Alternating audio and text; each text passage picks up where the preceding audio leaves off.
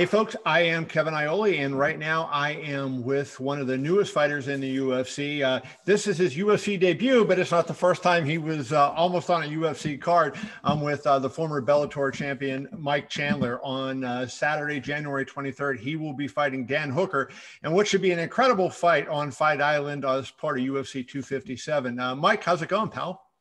I'm doing good. I am in my quarantine hotel in Las Vegas. We actually just got out of quarantine about an hour or so ago, so we can roam about the hotel as long as we have our mask on and stuff. And then tonight at 3 a.m., we have to meet at the airport.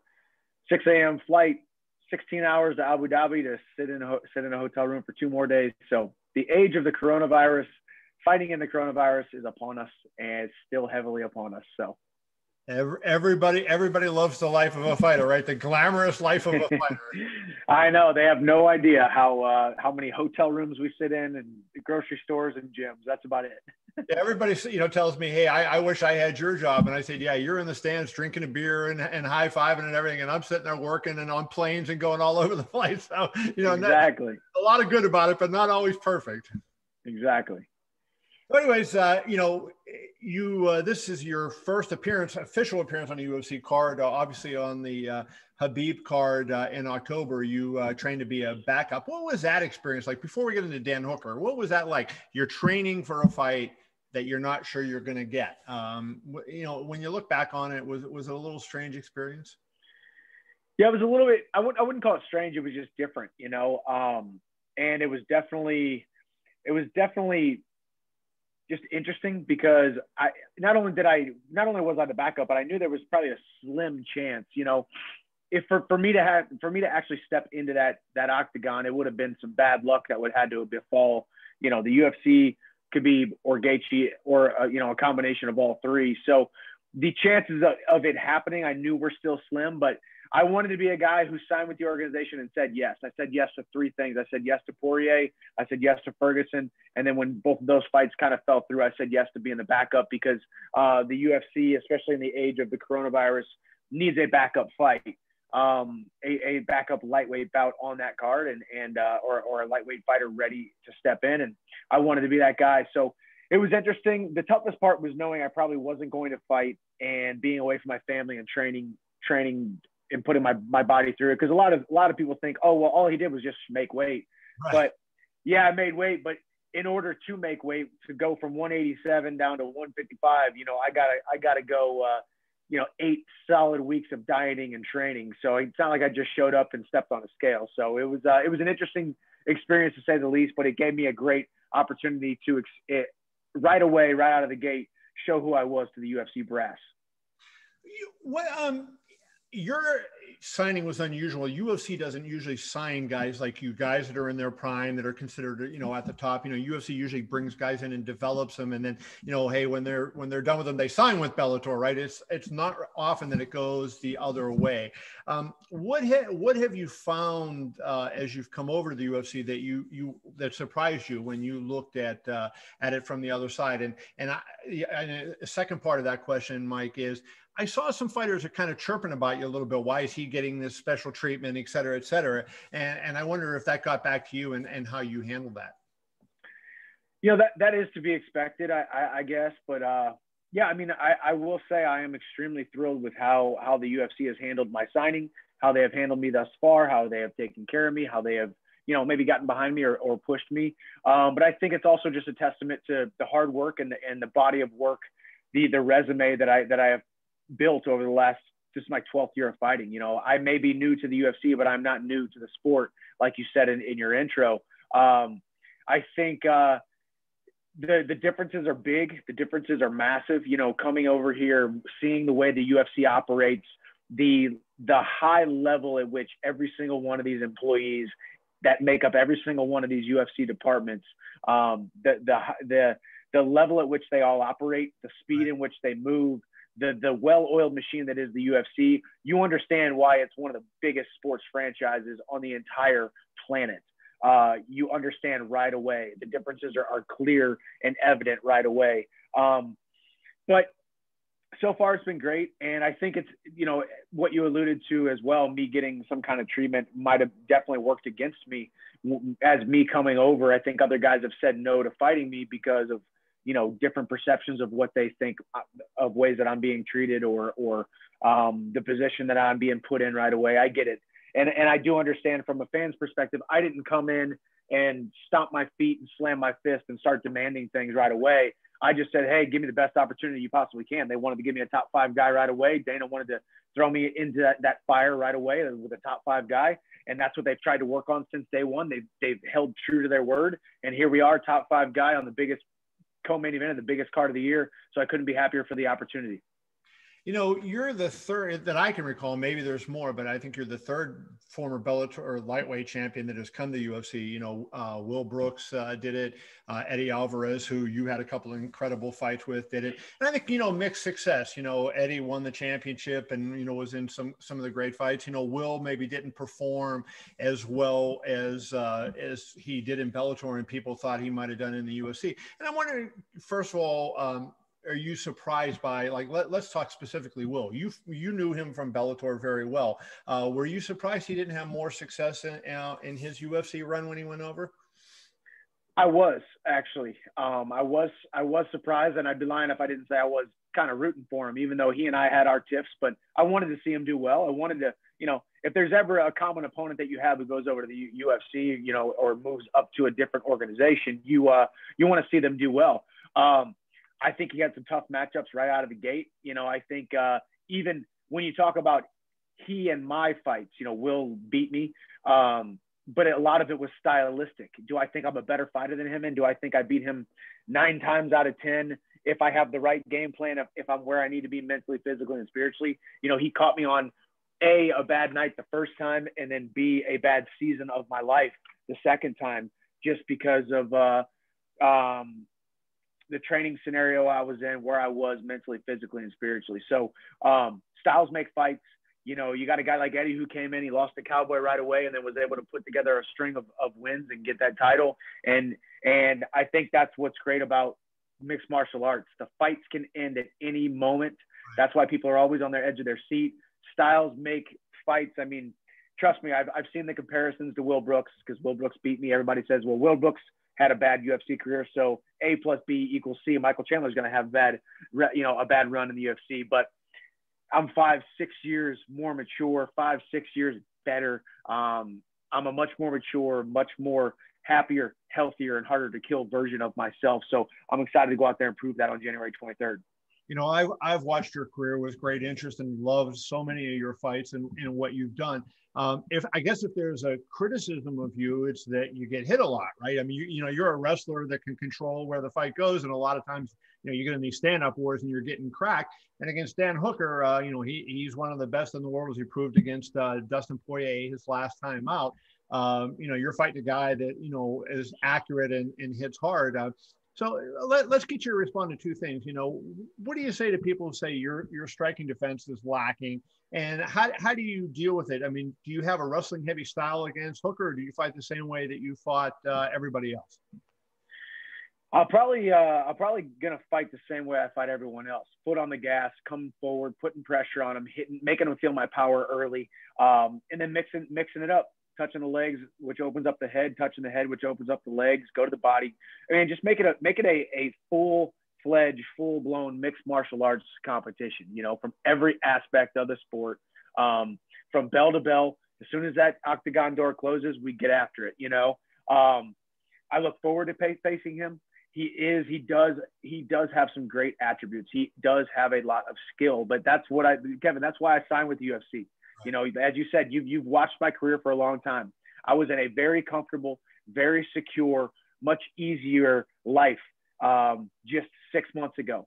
And I had a decision to make. Do I want to continue with the status quo, continue doing what I was doing, or do I want to ramp it up? Do I want to put myself in a leap of faith situation, to be able to put myself on a platform, to know that someday when I lay my head on the pillow as a retired fighter, that I did everything that I possibly could to fight the best guys in the entire world, to find out who I truly was.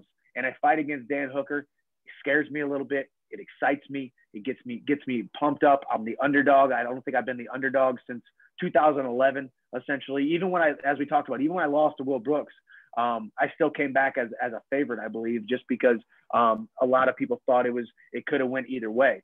So this is the first time since 2011, I believe, that I've been an underdog. So put yourself having nothing to lose and everything to gain is a beautiful thing in this sport. And that's right where I'm at. And when that octagon door closes, I get to go out there and just be free, live free, and then paint a masterpiece for everybody to see. Well, I'm pulling up the MGM, the BetMGM app, so you're actually not far from the MGM. You could actually go down and drop a bet on yourself before you go. So Dan Hooker is minus $1.30 and you are plus $1.10. So a little value on a great, Hall of Fame type fighter, Michael Chandler there. There we go. Exactly. But that's to be expected. I am the outsider. I am the newcomer. I have not worn the UFC gloves yet inside the octagon. I have not, my name is not synonymous with the UFC yet. And that's truly, going back to how well the UFC has taken care of me thus far and the time that they put in on me, my gift back to them, my service back to them is rendering a great performance on Saturday night. And I'm excited to do that. It introduces me to a whole new fan base, a ton of eyeballs. And, I will be probably the underdog on my next fight too, because I'll still be the newcomer. Lightning can always strike anywhere, right? So I beat Dan Hooker. I'll probably still be the underdog the next time I fight a Conor McGregor or a Dustin Poirier, Justin Gaethje, whoever it may be. So we'll see. Where do you think you get slotted in after you fight, right? So once you fight, I know you believe you're going to beat Hooker. So let's assume for the moment you beat Hooker. What do you think that does? Do you think that puts you in a title fight? Khabib is kind of the X factor here. We don't know what he's going to do, but do you think that puts you in a title fight, or have they given you any indication, sort of what the plan is? They haven't, but I think it puts me right at number 5. I think right now you got Tony Ferguson at number 5, Dan Hooker at number 6. I think Khabib slides out. Because I think he's probably not going to come back, or at least not going to commit to coming back for over a year, in which case they have to pull him out of the rankings, or they have to strip him of the title, not strip him of the title, but, thoughtfully take the title from him and give it to someone else. I hate to use the word strip Khabib of the title, right? Because he's the greatest of all time.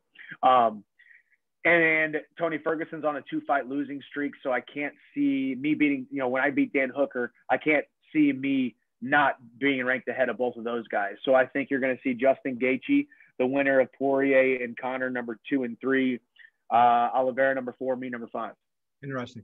So, there's a lot of good, a lot of really good fights in there. So in one sense, it puts pressure on your back, right? I mean, you're used to pressure. You were a great collegiate wrestler. You're a professional world champion, but I mean, you're going into this new organization and right away, you're in the middle of, it's kind of like you sign with the Yankees and they're saying, okay, get into the World Series. In your case, the Cardinals, I guess I should say, right? Yeah. And they're sticking you into the playoffs and the World Series right away.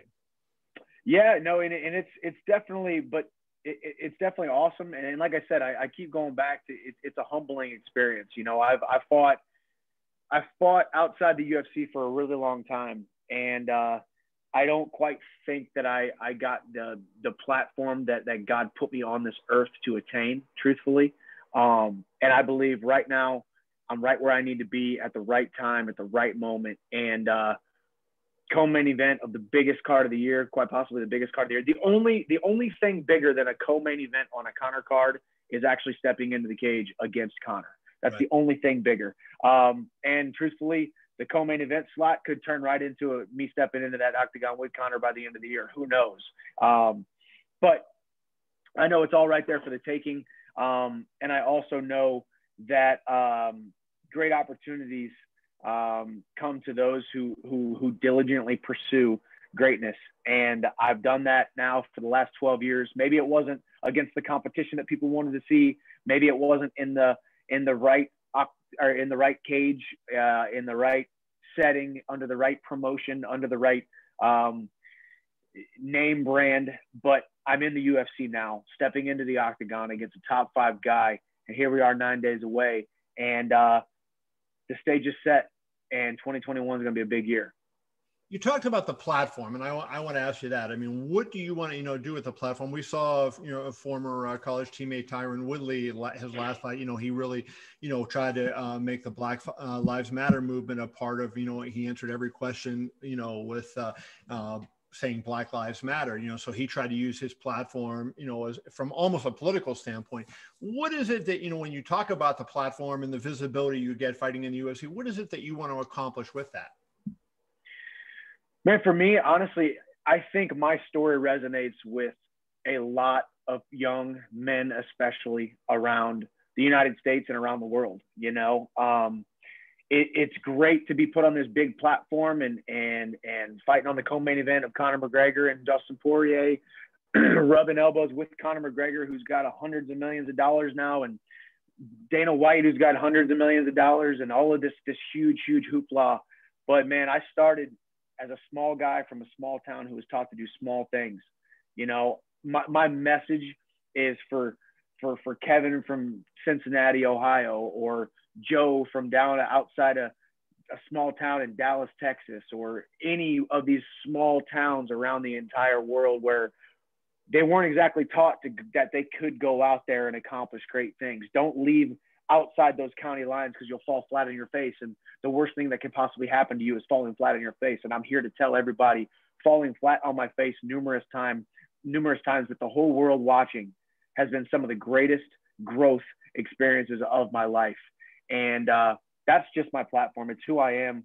Like I said, a small guy from a small town who was taught to do small things, but because I didn't listen to those small voices, and a lot of times the small voices inside my head and inside my chest, I kept dreaming big. And here I am fighting on the biggest card of the year, going to have millions of people watching me on Saturday night. And the stage is set for me to be able to go out there and accomplish every great thing that I've ever dreamed of. And we're right on the precipice of it. That is awesome. Let me ask you, you mentioned Conor and Dustin a few times. Let me get your take on the fight, as a guy that has observed them for a long time and knows, do you think Conor has an advantage because he won the first fight? Does that give him some kind of edge, mental edge? Especially he knocked him out. It wasn't like they went the distance and the judges decided it. Conor finished him in that first fight. How do you see that fight going? And do you think Conor goes into the fight with an edge mentally because of that first win? I think Conor does go in with the edge, both because of the win the first time. Once you have fallen and crumbled at the hands of another man, you can't help but to think, ooh, there's a possibility that could happen again. With that being said, Dustin Poirier is now a much better, more mature, more of a man inside that cage than he was many years ago when they fought. But the same thing goes with Conor. They are both more mature. They are both now fathers. They are both now married. They are both now in business and charity. And the calling on their life is much bigger than just the X's and O's and getting into a brawl inside of the cage. Not to mention the fact that I guess technically I would normally say that Poirier has to deal with a UFC pay-per-view fight week, Conor McGregor fight week, which is huge media, huge hoopla, huge weigh-ins, huge press conferences, huge everything. The pressure and the obligations mount on you, I'm sure. But obviously with COVID, a lot of those things are suppressed this time around. So I think it makes it a little bit easier than it normally would be for Poirier. So first couple rounds, you got to bet on Conor. But if it gets past that second round into the third, fourth, and fifth, I think you're going to see shades of Conor versus Diaz number 2 and number 1 as we see Conor somewhat slow down after the second round. Pretty amazing. Well, Mike, it is great to talk to you. Look forward to seeing you make your UFC debut. It's going to be a hell of a fight with you and Dan Hooker. Dan Hooker put on a great fight. He could have won that. It could have been a fight of the year type fight too, when you think of that, right? Hooker versus Poirier was an incredible fight, as was Hooker versus Felder. So maybe it's going to be a hat trick with Hooker versus Chandler. Hey, we'll see. I'm prepared for all of that. I'm prepared to go out there and knock him out in the first minute. I'm also prepared to go fight on my mouthpiece for 15 minutes and get a fight of the night bonus. I would like that too. So let's go. All right. Well, everybody, you have heard it from the man himself, Michael Chandler. He will be fighting Dan Hooker at UFC 257 on January 23rd. Mike, thanks so much. Good to see you. And I wish you all the best against Dan in your whole UFC career. Yes, sir. Thank you, Kevin. Appreciate it. Thanks, brother.